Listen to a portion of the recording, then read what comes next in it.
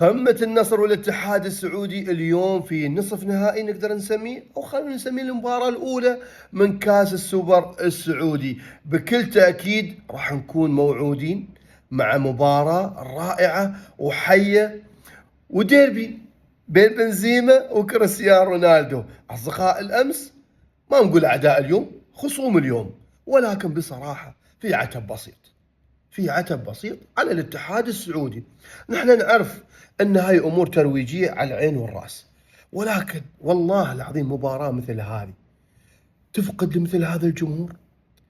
جمهور الاتحادي، أنا شخصيا أتابع مباريات الاتحاد، ما أقول لكم مشجع الاتحاد صراحة، عشان خاطر هذا الجمهور أستمتع بالجمهور، أستمتع بالتيفو اللي أشوفه في المدرجات. وبعدين المباراة يا أخي الساعة 4 العصر، دوامات، نحن والله دوامات، يعني احنا خلص دواماتنا الساعة 5 وللساعة 6. يعني أتمنى يعيدوا النظر في مسألة لعب المباريات خارج دول الخليج، أو حتى نقول الدول العربية. يا أخي جمال المباريات ومتعة مثل هذه الديربيات صراحة متعتها بالجمهور.